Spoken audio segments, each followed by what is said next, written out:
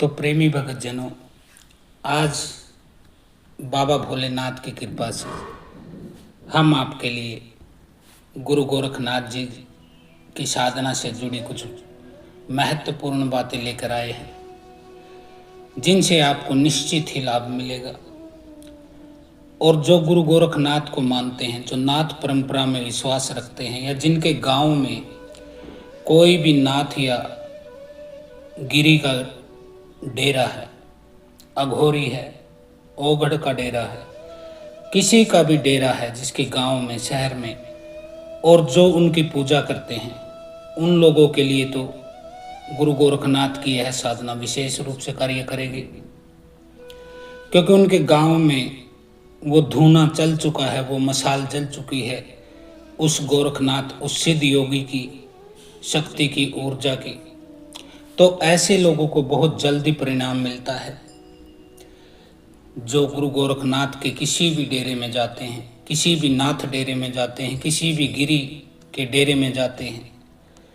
ऐसे लोगों पर तो निश्चित ही उनकी कृपा होती है। तो गुरु गोरखनाथ जो महायोगी कहे जाते हैं, जिन्होंने तंत्र की स्थापना करी, निर्माण किया, साबर मंत्रों का जो है निर्माण किया, ऐसे योगी गुरु गोरखनाथ ने हठ योग परंपरा की भी शुरुआत की थी। हठ योग के नाम से तो आप सभी जानते हैं, और हठ योग के द्वारा हजारों हजार योगी मुक्त हो गए इस संसार के मक्कड़ जाल से। और नाथ सिद्ध जो है, सिद्ध नाथ परंपरा है, उसका तो आधार ही हठ योग है। हठ योग लड़के प्राप्त करने की स्थिति को कहा जाता है।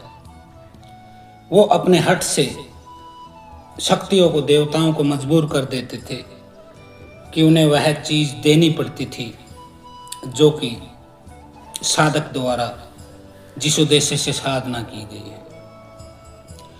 गुरु गोरखनाथ जी और हड़प्पा जैसे योगी, प्राण वायु को भी उन्होंने नियंत्रण करना सीख लिया था। जो उनकी प्राण वायु है, जो आपकी प्राण वायु है, जीवन ऊर्जा है, आपकी आत्मा है, उसको भी कंट्रोल कर लिया था उन्होंने। अपनी मर्जी से वह जिए, अपनी मर्जी से वह रहे। मतलब वो एक किस्म से उन्होंने मृत्यु पर भी विजय पा ली है। तो ऐसे योगियों को हम प्रणाम करते हैं। वैसे तो गुरु गोरखनाथ जी को भगवान शिव का अवतार माना जाता है।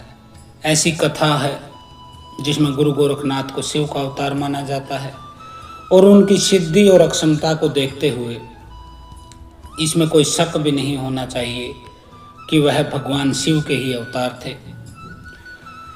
उन्होंने नाथ परंपरा की ऐसी शुरुआत की कि आज नाथों के नाम से भक्ताई के क्षेत्र में, साधकों के क्षेत्र में, सिद्धि के क्षेत्र में डंका बजता है गुरु गोरखनाथ का। कोई भी ऐसा साधक नहीं है जो चौकी दरबार लगा सके जब तक वह गुरु गोरखनाथ को न मना ले। क्योंकि गुरु का जो पद होता है, जिसको गुरु का पद पाना है, हम यही कहते हैं कि यदि आप गुरु के पद पर बैठना चाहते हैं, लोगों के जन कल्याण आदि कार्य करना चाहते हैं, उनके तंत्र काट करना चाहते हैं, उनके दुखों को दूर करना चाहते हैं, तो गुरु गोरखनाथ के आशीर्वाद से ही आपको इस गद्दी की प्राप्ति हो सकती है। गुरु गोरखनाथ जी को मच्छिंद्रनाथ गुरु का, जिन्हें दादा गुरु भी कहा जाता है, उनका मानस पुत्र भी कहा जाता है। एक विशेष बात और मैं बता देता हूँ। गुरु गोरखनाथ जी शुद्ध वैष्णव थे, और गोरख डिब्बी में आज भी शुद्ध वैष्णव खिचड़ी बनाई जाती है और परोसी जाती है। एक बार ये माता ज्वाला के मंदिर गए थे, उस क्षेत्र में गए थे, तो इन्होंने देखा कि माता ज्वाला पर मांस मदिरा का भोग लगाया जा रहा, बलि दी जा रही है। तो इन्होंने इस पर ऐतराज जताया था और माँ ज्वाला प्रकट हो गई थी। तब गुरु गोरखनाथ ने कहा था कि तेरा मंदिर नहीं पवित्र माता। माता ने उन्हें अंदर बुलाया था कि गोरखनाथ मेरे मंदिर में आ जाओ। सम्मान के साथ बुलाया, पर गोरखनाथ जी ने मना कर दिया था, क्योंकि आपके मंदिर में बलि दी जाती है, मांस मदिरा का प्रयोग होता है। तो शुद्ध वैष्णव के रूप में गुरु गोरखनाथ को जाना जाता है। गुरु गोरखनाथ की पूजा पद्धति क्या है? जो यह साधना मैं आपको दे रहा हूं, इसमें गुरु गोरखनाथ की पूजा पद्धति क्या है, साधना विधि क्या है, तो उसके विषय में टोटल जानकारी दी जाएगी। सबसे पहले धूप से श्रीनाथ जी की आरती की जाती है। आपको चावल ले लेना है और चावल में आपको कुमकुम थोड़ा थोड़ा छिड़क लेना है, उसका रंग लाल हो जाए। उससे आपको एक प्लस का निशान बनाना है। प्लस का निशान आप समझते ही होंगे, एक रेखा सीधी, एक रेखा उसको मध्य से काटती हुई। ऐसा प्लस का निशान बना लेना है। उसके बीच में आपको दीपक रखना है। दीपक चारमुखी रहेगा। जो बीच का सेंटर है उस प्लस निशान का, उसके बीच में दीपक रहेगा।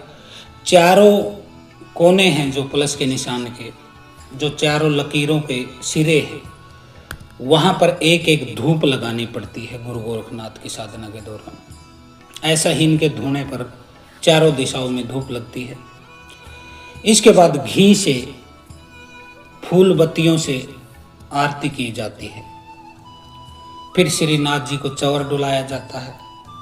आपके पास चंवर नहीं है तो घर में जो पंखा होता है, बिजना जिसे बोला जाता है, जिससे हाथ से हवा की जाती है, उससे आप हवा कर सकते हैं।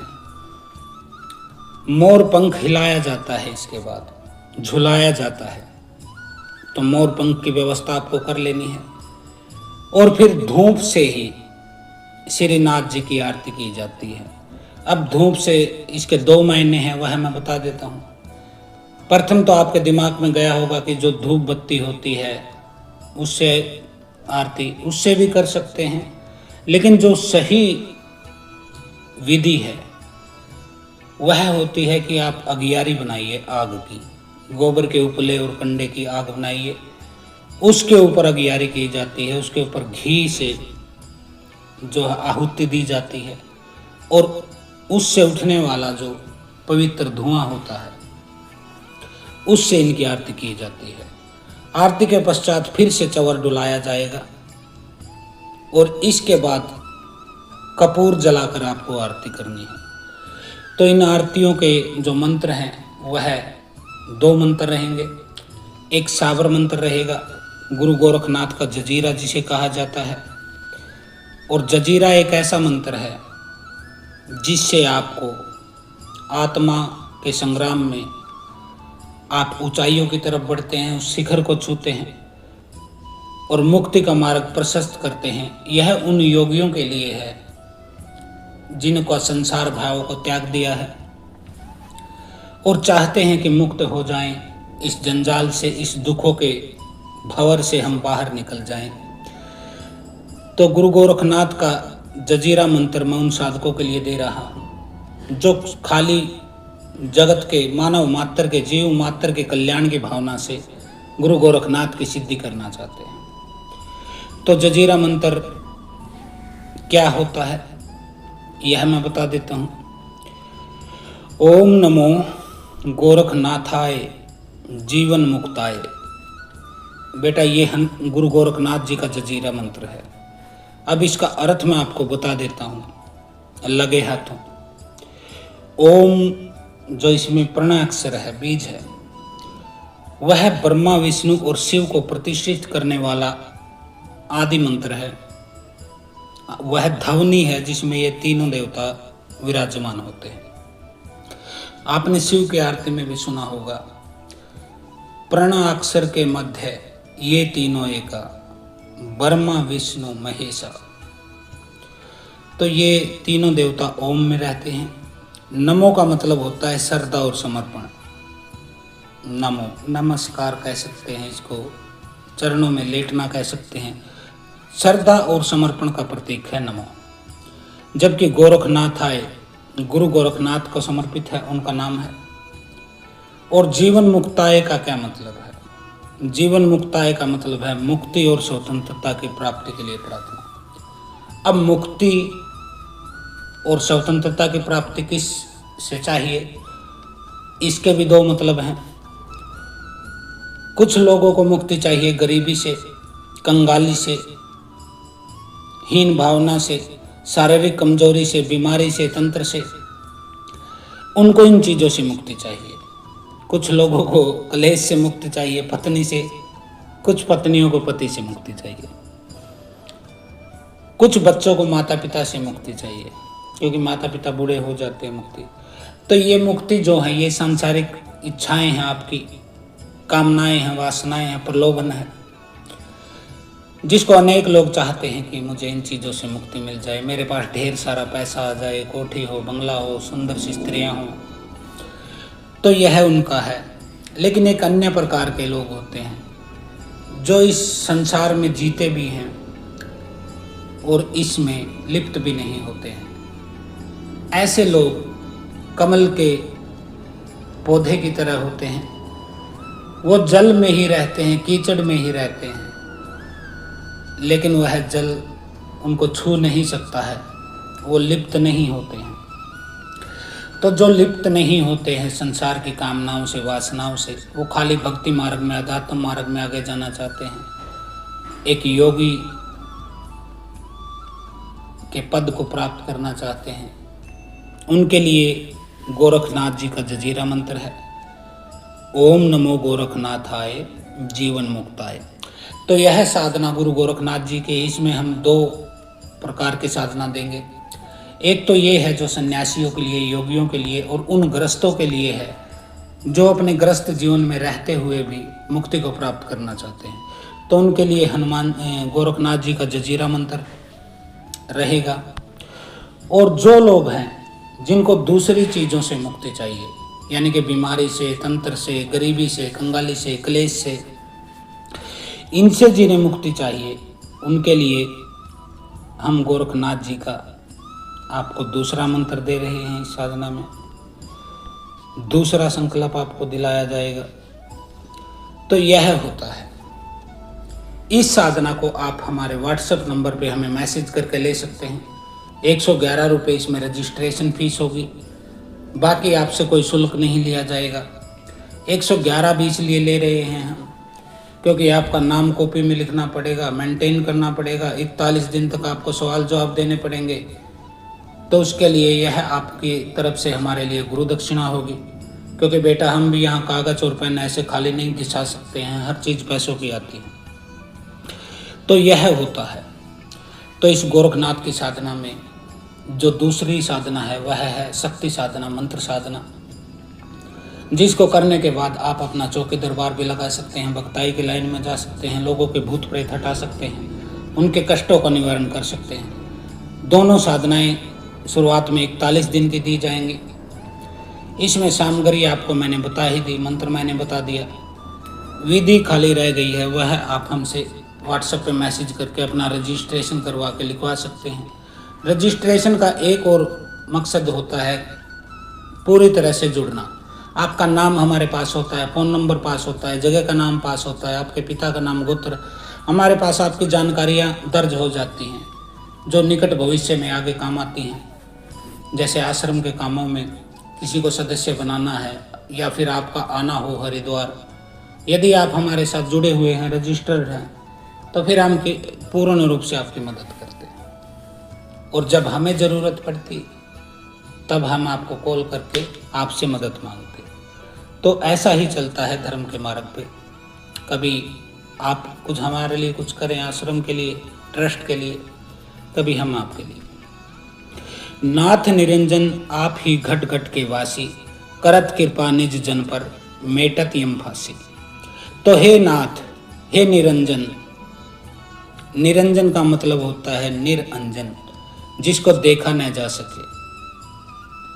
आप ही घट घट के वासी हैं, करते हैं कृपा अपने जन पर, अपने भक्तों पर, अपने सेवकों पर, अपने मानने वालों पर। मेटत जम फांसी, यमराज की फांसी को आप मेट देते हैं। कहने का अर्थ है कि आप मुक्ति का मार्ग प्रशस्त करते हैं। रिधि सीधी चरणों में लोटत माया है दासी। रिधि सीधी जो होती हैं वो आपके चरणों में लेटती हैं, माया है आपकी दासी। देखिए गुरु गोरखनाथ जी की अक्षमता, जिस माया के पीछे आप दौड़ते फिरते हैं, भागते फिरते हैं, गलत काम भी करते हैं, बेईमाना भी करते हैं, ठगी भी करते होंगे, मार पिटाई भी करते होंगे, झगड़ते भी होंगे, वह माया गुरु गोरखनाथ के चरणों की दासी है। तो गुरु गोरखनाथ जी वो हैं। आप अलख अवधूता उत्तराखंड वासी, अगम अगोचर अकथ अरूपी, सबसे हो न्यारे। तो अलख अवधूत उत्तराखंड वासी, अगम अगोचर कथक अरूपी, सबसे हो न्यारे। ब्रह्मा विष्णु निस्दिन तुमरो गुण गावे, नारद सारद सुर मुनि चरणन चितलावे। नारद सारद और सुर मिलकर आपके चरणों में चितलाते हैं। तो यह गुरु गोरखनाथ जी की कुछ साधना के बारे में, उनकी महिमा का उद्घाटन किया है। जब आप आरती करेंगे तो पूर्व दिशा में आपको देखकर बैठना होगा, पूर्व दिशा की तरफ आपका मुख हो। एक थाली में दीपक, गूगल और कुमकुम रखना है। गूगल आप समझ सकते होंगे, जो धुनी दी जाती है, और कुमकुम भी आप जानते हैं, जो मैंने बताया। आरती को शुरू करते समय आपको दीपक को घुमाते हुए आरती करनी है, और आरती पूरा होने के पश्चात आपको फूलों का जो है समर्पण कर देना है। फूल लाल और पीले कलर के होंगे। आपके मन में भक्ति और आदर के साथ गुरु गोरखनाथ की कृपा का आभास होगा। तुरंत रिजल्ट मिलता है, ये नहीं कि 6 महीने साल लगेगा। आप पहले दिन ही जब आरती की थाली पकड़ेंगे और जो हम साधना देंगे, आपको मंत्र जाप देंगे, ध्यान और अभ्यास, 3 चीज़ें दी जाती हैं इसमें। एक मंत्र होता है जिसका आप जाप करेंगे, एक ध्यान होता है जो ऑडियो हम आपको देंगे, आपको कानों में हेडफोन लगा के ध्यान पर बैठ जाना है उस ऑडियो को सुनते हुए, और तीसरा एक अभ्यास देते हैं जो कि दृष्टि का अभ्यास होता है। आपकी दृष्टि को एकाग्र करने के लिए, आपके मन के विचारों को खत्म करने के लिए वह अभ्यास आपको दिया जाएगा। इन सब को करने के बाद आप एक सफल योगी बनने की तरफ बढ़ सकते हैं और शक्ति और ऊर्जा को प्राप्त कर सकते हैं, उन सिद्धियों को प्राप्त कर सकते हैं जिनके बारे में आज आप खाली रोमांच से सोच सकते हैं। पढ़ते हुए आपके रोम रोम खड़े तो हो जाते हैं, सुनते ही रोम रोम खड़े हो जाते हैं, लेकिन वह चीज़ आपको मिली नहीं है, महसूस नहीं की है, कभी आपने उसको पाया नहीं। गुरु गोरखनाथ की शक्ति इस कलयुग में इतनी विशाल है, इतनी फास्ट काम करती है। चाहे आप देश के किसी कोने में बैठे हैं या विदेश के किसी कोने में बैठे हैं, आप वहीं खाली 3 मिनट में गुरु गोरखनाथ जी को अपनी ज्योत पर आमंत्रित कर सकते हैं, बुला सकते हैं, बिठा सकते हैं। हमने अनेक लोगों के साथ किया है। अमेरिका, कनाडा में ऐसे भगत जन बैठे हैं। यहाँ से सिर्फ 3 मिनट में गुरु गोरखनाथ जी को वहाँ पे विराजमान किया, स्थापित किया, प्राण प्रतिष्ठित किया, और आज वो लोग सुख का जीवन जी रहे हैं। कुछ लोग तो भक्ताई कर रहे हैं, अनेक लोगों के कष्ट काट रहे हैं। तो ऐसे लोग इस धर्म के मार्ग पर आगे बढ़ने चाहिए, क्योंकि जितने अधिक लोग धर्म से जुड़ेंगे, धर्म को पाएंगे, अनुभव करेंगे, जीवन में उतारेंगे, अन्य लोगों के कल्याण करेंगे, उतना ही इस सृष्टि का, मानव मात्र का, जीव मात्र का कल्याण होगा। और जब सबका कल्याण होता है तभी समानता स्थापित होती है, और देवता भी तभी प्रसन्न होते हैं जब आपके मन में ऊंच नीच का भाव न हो, प्रेम हिंसा का भाव न हो, घृणा का भाव न हो, किसी से नफरत की भावना न हो। यदि आपके भीतर में किसी के लिए नफरत है तो आप कभी भी अध्यात्म में फायदा नहीं उठा सकते, क्योंकि वह नफरत आपको जला देती है भीतर से। शुरू में आप किसी समुदाय के लोगों से नफरत करना शुरू करते हैं, और उसी नफरत को आप फ़ोन में, सोशल मीडिया पे, व्हाट्सएप पे, अपने मित्रों से बातचीत में नफरत की बातें करते हैं कि फला समुदाय के ये, फला समुदाय के वो, इन्हें निकालो, मारो, काटो। इस तरह की नफरत से आप 24 घंटे खुद को घेर लेते हैं, और यही नफरत कल को आपके घर में फैल जाती है, आपके परिवार में फैल जाती है, कलह क्लेश रहने लगता है। और जहाँ कलह क्लेश रहने लग जाता है वहाँ कभी शांति का वास नहीं होता है, और शांति जहाँ नहीं होती है वहाँ धन का, लक्ष्मी का वास नहीं होता है, स्वास्थ्य ठीक नहीं रहता है, कोई ना कोई बीमार हो जाता है। तो एक छोटी सी नफरत आप लेके आए थे और आज आप पीड़ित हो गए। ऐसी स्थितियों में कुल देवी पितर भी रुष्ट हो जाते हैं, क्योंकि घर में 24 घंटे क्लेश, किसी का पूजा का ध्यान नहीं, किसी को भोग का ध्यान नहीं, किसी को भगवान का ध्यान नहीं, शुभ कर्म का ध्यान नहीं, कुल देवी पितर रुष्ट हो जाते हैं। इसके पश्चात आपके घर में क्या आता है? आपके घर में आता है नेगेटिविटी, बुरी शक्तियाँ, तंत्र बाधा, जो आपको पूरी तरह से आपके महल को, आपके सपनों के महल को एक रेत के महल की तरह बहा कर ले जाती है, चकनाचूर कर देती है, मिट्टी में मिला देती है। फिर आप भागते हो किसी भगत के पास, तांत्रिक के पास, ओझा के पास, गुनिया के पास, और वहां जाके अपना दुखड़ा रोते। अब वहां कहाँ आपको राहत, क्योंकि आग तो आपके घर में लगी, आग तो आपके भीतर लगी है, दिल में नफरत की आग, दूसरे समुदाय के प्रति नफरत की आग। तो आपको कोई लाभ नहीं मिल सकता है। आप किसी भी भगवान के, गुरु के चक्कर काट लेना, जब तक नफरत है आपको लाभ नहीं मिलेगा, क्योंकि बबूल के पेड़ पर कांटे ही उगते हैं, नफरत के पेड़ पर नाश ही उगता है, कभी कल्याण नहीं उगता है। कल्याण कहाँ उगता है? कल्याण उगता है प्रेम में, प्रेम में ही परमात्मा का वास होता है। ऐसा यदि आप आज भी समझ गए तो आज से ही अपने आसपास के लोगों पर, चाहे वह दूसरे समुदाय के हों, चाहे वह दूसरी जाति के हैं, उनके प्रति अपने भीतर से नफरत का भाव खत्म कीजिए। जिस दिन यह भाव खत्म कर दिया, उस दिन आप एक बार हाथ जोड़कर बैठेंगे, अगले 5 मिनट के अंदर उस परमात्मा से जुड़ जाएंगे। यह लिख कर बेटा अपनी जेब में डाल लेना।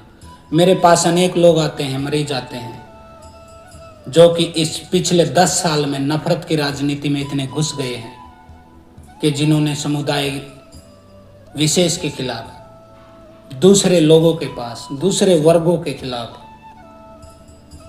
अपने ही देश के नागरिकों के खिलाफ इतनी नफरत फैला रखी है, और वही नफरत घूम फिर के उनके घर में घुस गई है। वह पीड़ित हैं आज, लेकिन अब भी उनके भीतर यह घमंड है कि मैं इस धर्म से हूँ, मेरा तो धर्म इतना बड़ा। तो इस नफरत को खत्म करेंगे तभी आपके भीतर से कोई परमात्मा की सुगंध, कोई किरण, कोई तरंग उठेगी। क्योंकि परमात्मा भी यदि आपके भीतर आएगा, आपके आह्वान से, पूजा से, तप से, जप से, तो उसकी मुलाकात किससे होगी? आपके भीतर बैठी नफरत से, और वह वापस चला जाता है। ऐसे ही कुल देवी देवता वापस चले जाते हैं, ग्रामीण देवता आपको छोड़ देते हैं। फिर आप जगह जगह धक्के खाते हो, जूते खाते हो, लूटते हो, पीटते हो। तभी तो कहते हैं ना, माँ बाप का हाथ मत छोड़ना, नहीं तो दूसरे लोगों के पैर पकड़ने पड़ेंगे। वही आपके साथ हो रहा है। तो आज के लिए इतना ही। हर हर महादेव, ओम काली। आदेश गुरु गोरखनाथ।